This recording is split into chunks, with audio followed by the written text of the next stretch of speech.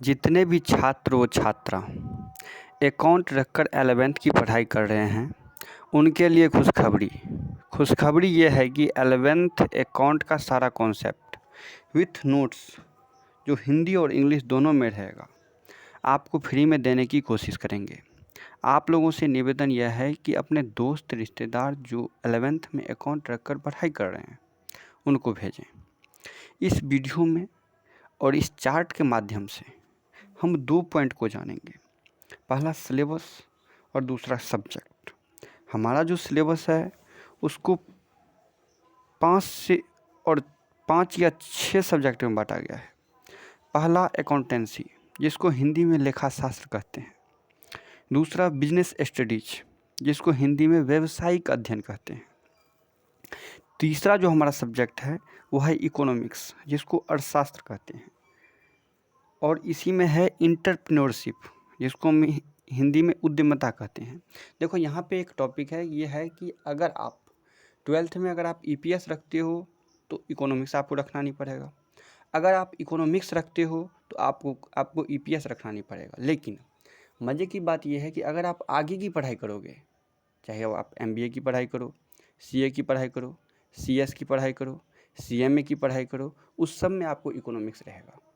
इसलिए आप लोगों से निवेदन है कि आप ईपीएस को छोड़ के इकोनॉमिक्स पढ़ो, ठीक है। और देखो ये तीनों सब्जेक्ट आप अभी तक जो पढ़े हो आपको कहीं पे नहीं मिला होगा। इसलिए 11th 12th में जब बच्चे पढ़ते हैं तो उनके मुंह से आप सुनते होंगे कि सब कुछ नया है। साइंस वालों के लिए ऐसा नहीं होता, लेकिन कॉमर्स वालों के लिए होता है कि अकाउंटेंसी, बिजनेस स्टडीज और इकोनॉमिक्स या ईपीएस, ये तीनों सब्जेक्ट जो कोड होता है उनके लिए बिल्कुल नया होता है।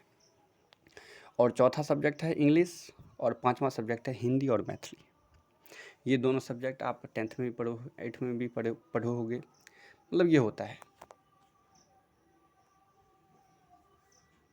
जो मेन सब्जेक्ट है वो है अकाउंटेंसी। देखिए दोस्तों, अकाउंटेंसी को समझने के लिए हमने अकाउंट को 2 भागों में बांटा है। मीन्स 11th अकाउंटेंसी को समझने के लिए हम पूरे अकाउंट को 2 भागों में बांटा है। जिसमें पहला जो है वो है थ्योरी पार्ट और दूसरा है जिसमें प्रैक्टिकल भी है। मैक्सिमम पोर्शन जो है वो है प्रैक्टिकल। मीन्स 90% जो होगा वो आपको प्रैक्टिकल होगा, 10% थ्योरी होगा। लेकिन वो जो प्रैक्टिकल होगा वो थ्योरी पे मेनली बेस होगा।